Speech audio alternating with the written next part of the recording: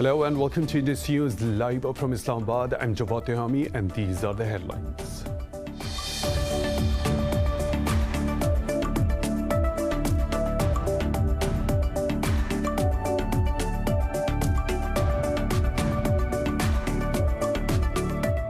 The Pakistan Army says India is playing a negative role in the region. In a statement, the Director General of Military's Media Wing, Major General Babar Iftikhar, said Pakistan has presented a dossier in front of the world on India's sponsorship of terrorism. He said India's propaganda has been exposed after EU Disinfo Lab's revelations. Myanmar military ruler Min Aung Hlaing has defended the coup, saying there were irregularities in last year's election. In his first address since the coup, he said the army will hold fresh elections and hand over the power to the winning party once a year-long state of emergency ends.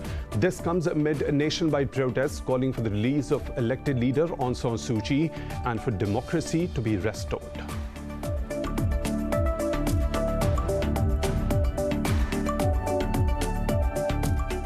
The Saudi-led coalition in Yemen says it has intercepted and destroyed another Houthi drone targeting Saudi Arabia. It was the fifth drone downed in the last 2 days. This comes days after the US ended its support for the coalition in Yemen.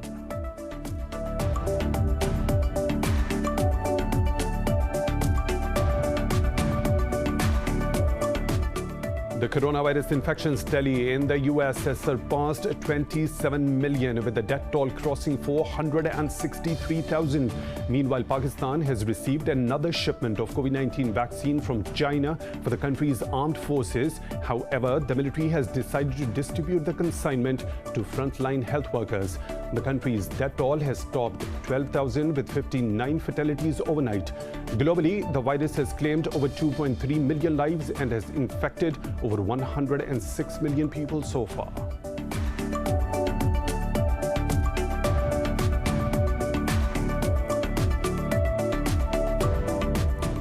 The Pakistan Army will resume the search operation on Tuesday to locate the 3 missing climbers on K2 as hopes for their survival fade.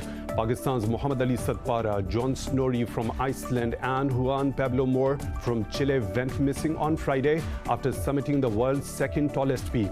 Satpara's son has previously said chances of their survival have diminished.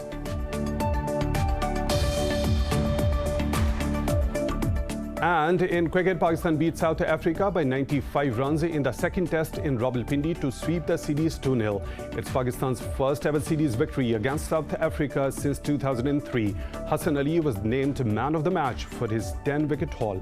Mohammad Rizwan was declared man of the series.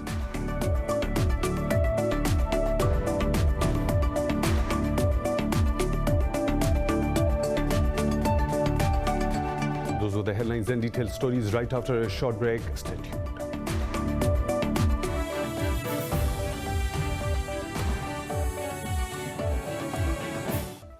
Welcome back, and now for the news in detail. The Pakistan Army says India is playing a negative role in the region.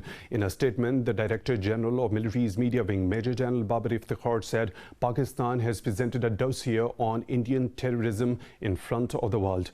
General Iftikhar said the way India is collaborating with terrorist organizations is dangerous for all regional countries. He said New Delhi's propaganda has been exposed after the EU Disinfo Lab and UN reports. He also noted that the nation fought the pandemic successfully with the help of its healthcare workers. Pakistan says India's unilateral actions in occupied Jammu and Kashmir have paved the way for the world to intervene. It has urged the international community to compel India to implement the UN Security Council resolutions on holding a plebiscite in the valley. In an interview, Prime Minister's Special Assistant on National Security, Mueed Yusuf, said India is behaving like a rogue actor. He said New Delhi is playing a role as a spoiler in Afghanistan and undermining Pakistan's sovereignty and stability. Yusuf said India's relations with all neighboring countries are getting worse under the BJP regime. The Special Assistant added New Delhi is involved in maligning Pakistan through fake NGOs, breaking international laws. In Myanmar, military ruler Min Aung Hlaing has defended the army's coup, saying there were irregularities in last year's election. In his first address since the coup, he said the army will hold fresh elections and hand over the power to the winning party once a year-long state of emergency ends. This comes amid nationwide protests demanding the release of elected leader Aung San Suu Kyi and for the restoration of democracy. Calls to join the protests and to back a campaign of civil disobedience have grown louder and more organized. Meanwhile, Britain and the EU have called for a special session for the UN Human Rights Council to address the crisis. UK's envoy to the UN said the detention of politicians and the civilians by the army has grave implications for human rights in Myanmar. In northern India, at least 18 people are dead and 200 missing after a piece of a Himalayan glacier fell into a river and triggered a huge flood. The floodwaters burst open a dam and a deluge of water poured through a valley in the state of Uttarakhand. Officials say most of the missing are believed to be workers from 2 hydropower plants in the area. Rescue workers are focusing on a 2.5-kilometer long tunnel where they said 30 to 35 people could be trapped. Authorities said there had been no voice contact yet with anyone in the tunnel. Sunday's violent surge swept away a small hydroelectric project and damaged a bigger one further downstream. Officials say 25 people have been rescued so far. The Indian government has once again asked Twitter to block more than 1,000 accounts linked to farmers' movement. Twitter is yet to respond to the government's request. The latest direction comes days after the centre asked the social media giant to block 250 accounts over allegations of misinformation. Meanwhile, thousands of people attended a Grand Village Council meeting in Haryana state as part of the protest against farm laws. Farmers fear the laws will leave them at the mercy of big corporate buyers. Tens of thousands of farmers have been braving New Delhi's winter for months on national highways, while over 175 people have lost their lives during the protest. The Saudi-led coalition in Yemen says it has intercepted and destroyed another Houthi drone targeting Saudi Arabia. It was the 5th drone downed in the last 2 days. In a statement, a coalition spokesman said the attack was aimed at civilians in southern Saudi Arabia. Earlier, the United States expressed concern over continued Houthi attacks on Saudi Arabia. The Houthi attacks come only days after the US ended its support for the military offensive in Yemen. Meanwhile, Iran's Foreign Minister Javad Zarif met in Tehran with the UN envoy to Yemen to discuss the conflict in the war-torn country. Martin Griffiths arrived in Tehran on Sunday for talks with Iranian officials on a resolution of the 7-year Yemeni conflict. Haiti's Prime Minister Joseph Jout says his government has foiled a coup bid. The coup attempt came after leading opposition figures announced a plan to replace President Jovenel Moïse with a new head of the state. In a news conference, Prime Minister Jout said a senior police official and a Supreme Court judge were among the 23 people detained with money, guns, and ammunition. Jout said that they aim to arrest the president and facilitate the installation of a new president. Following the incident, President Moïse said that the plotters aim to make an attempt on his life. The opposition has been calling to pick a new president instead of waiting for general elections scheduled for September. But Moïse has categorically stated that he will not step down until his term expires in 2022. The coronavirus infections tally in the US has surpassed 27 million, with the death toll crossing 463,000. Globally, the virus has claimed over 2.3 million lives and infected over 106 million people so far. More in this report. The little bit progress that world achieves against the COVID-19 pandemic gets thwarted by new hurdles. South Africa says it is suspending AstraZeneca's vaccine after data showed it gave minimal protection against country's dominant coronavirus variant. Scientists say the strain accounts for 90% of new COVID cases in South Africa.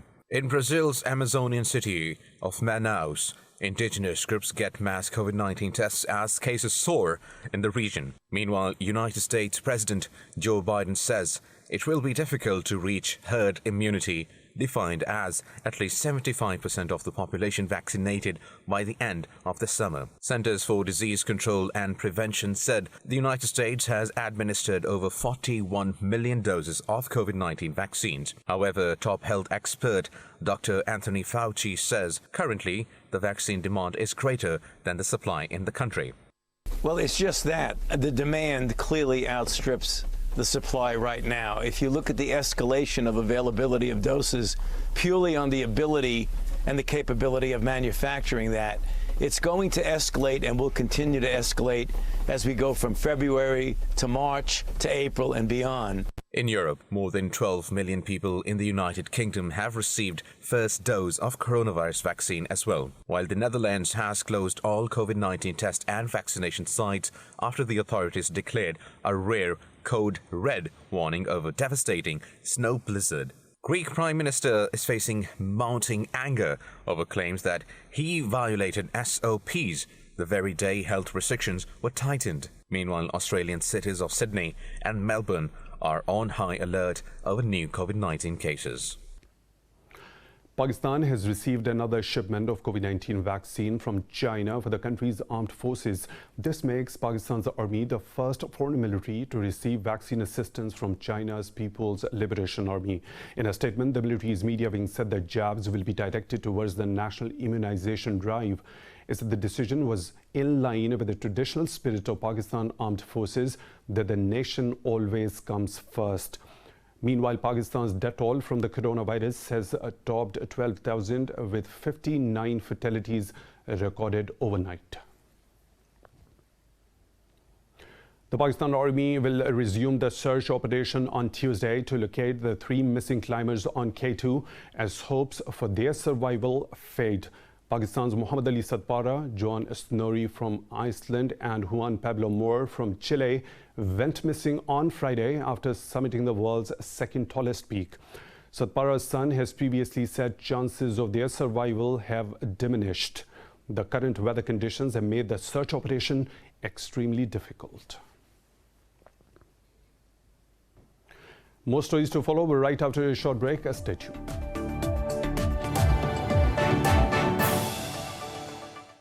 Welcome back. Israel's Prime Minister Benjamin Netanyahu has pleaded not guilty to corruption charges as his trial resumed.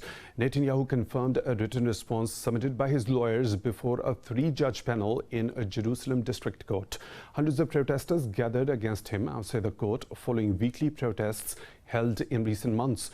The document argued that Netanyahu is not guilty of charges of bribery, breach of trust and fraud. He was indicted in 2019 for allegedly seeking regulatory favors for media tycoons in return for positive coverage, among other cases.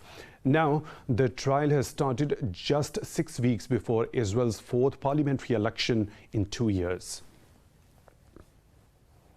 In the United States, Republican senators have backed former President Donald Trump, calling his impeachment trial a waste of time. This precedes Trump's impeachment trial on charges of incitement of insurrection in the Senate on Tuesday. The GOP senators argued that Trump's fiery speech before the Capitol riots does not make him responsible for the violence. They termed the trial unconstitutional and a farce, saying it will divide the country. The Republican lawmakers say they believe the former president should and will be acquitted.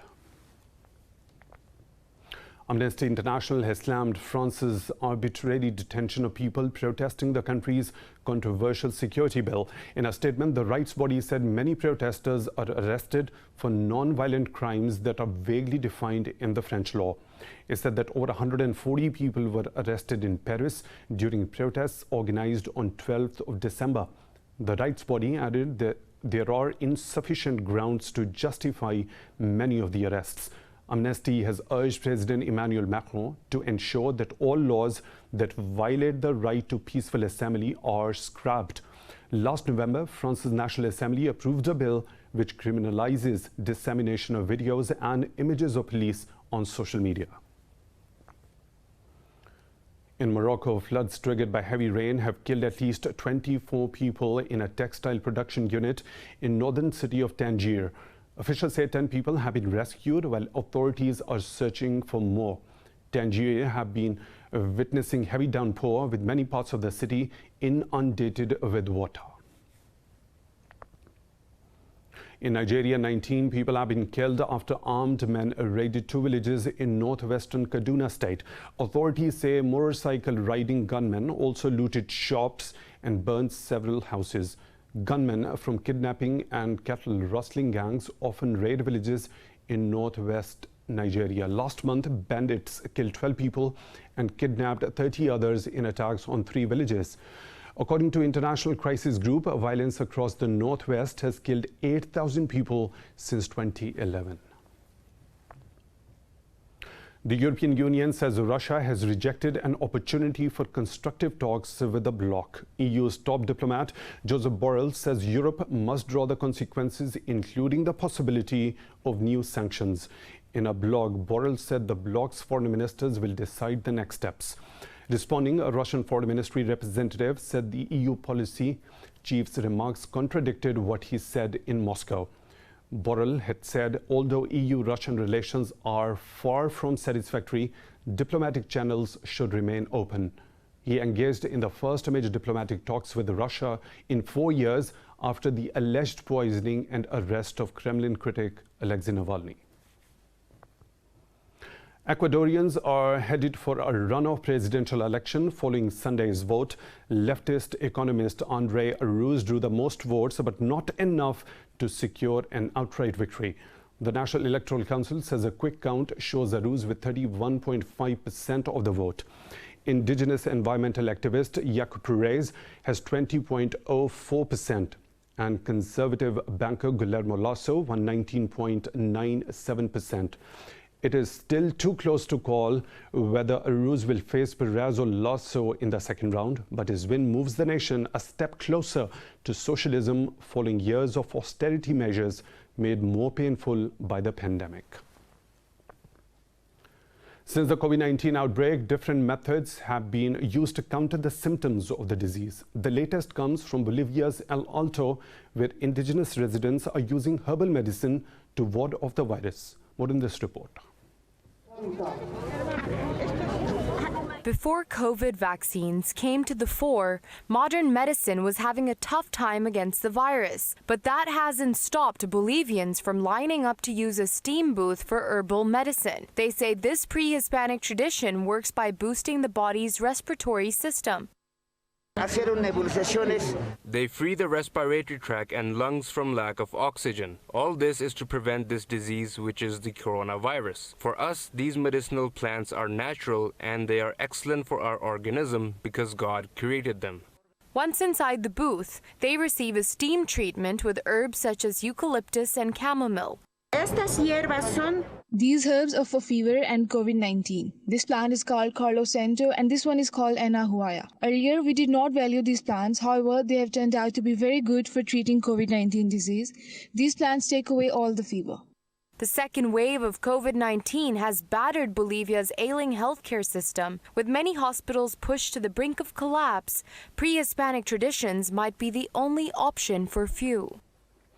This year's Spring Festival Gala of China Media Group boasts a record number of dance performances, which will incorporate new technologies. More in this report. To ring in the Chinese New Year, China Media Group will air the annual Spring Festival Gala this week. It will be the biggest stage in the program's history and a combination of 5G, 8K HD, artificial intelligence and virtual reality technologies. The blockbuster program will air live on February 11, Chinese Lunar New Year's Eve, to welcome the year of the ox with songs, performances, comedy, sketches and much more. This year's stage provides us with very good performance conditions. It is the widest one in the history of the Spring Festival Gala and also the most beautiful. It is 30 meters wide. Such a large stage can usually only be seen in stadiums. Following tradition, the gala will highlight some of the most important events from the past year. We are striving for an emotional expression this year. For example, with works on poverty alleviation, welcoming the centenary of the founding of the Communist Party of China and battling the COVID-19 pandemic, as well as song programs, we hope to touch audience members' hearts, bring them warmth, or make them think. On New Year's Eve, more than 600 media outlets from over 170 countries and regions will broadcast and report the show. The gala, also known as Chanvan in Chinese, has been broadcast live annually since 1983. It is the most important cultural symbol of the Chinese Lunar New Year and the most watched television program in the world. It's time for a short break. We'll be back with more stories. Stay tuned.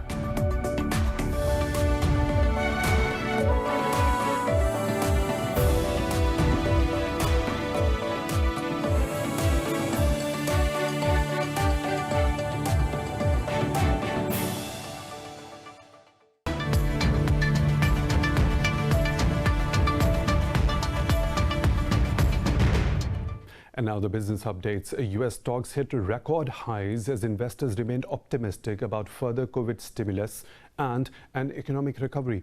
Wall Street's main indices are in the green. The Dow Jones Industrial Average and S&P 500 are trading higher by about 0.5%, but the Nasdaq Composite is trading higher by about 0.75%. Oil prices rose to their highest in just over a year, with Brent nudging past $60 a barrel. Meanwhile, Bitcoin's price soared to an all-time high, breaking above $44,000 a piece. This comes after Tesla revealed a big stake in the digital coin.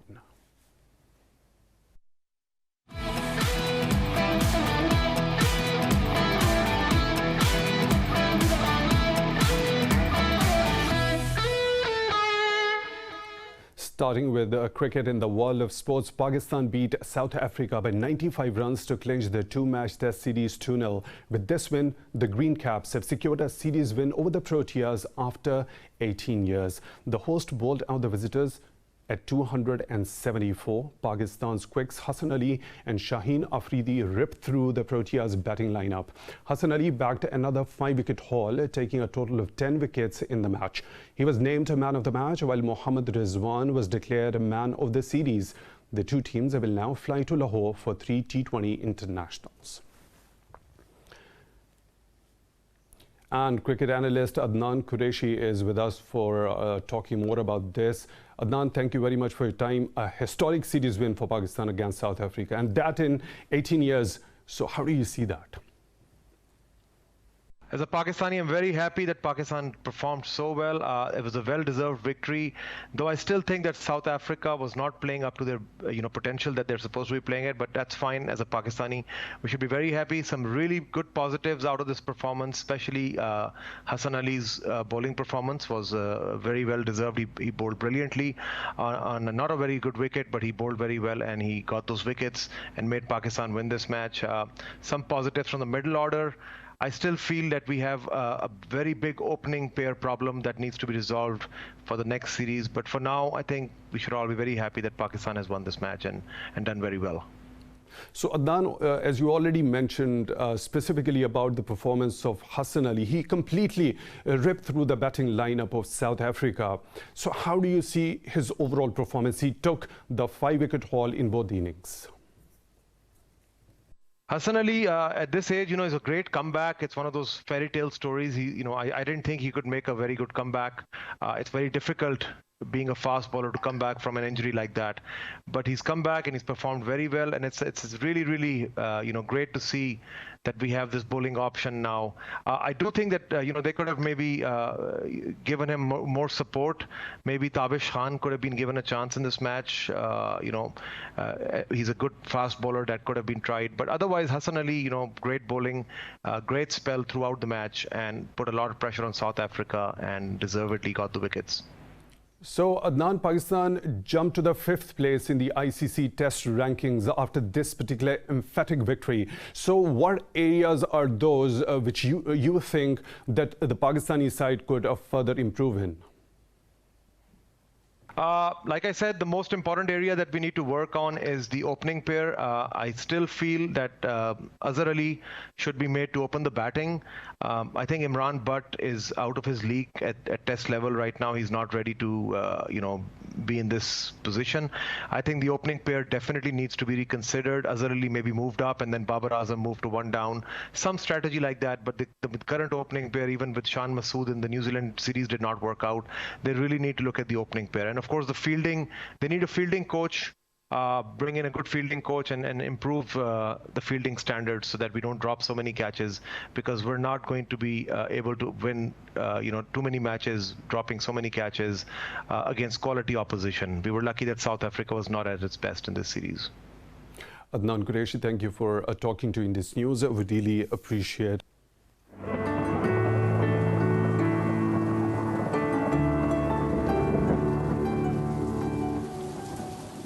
And now the weather situation from around the globe.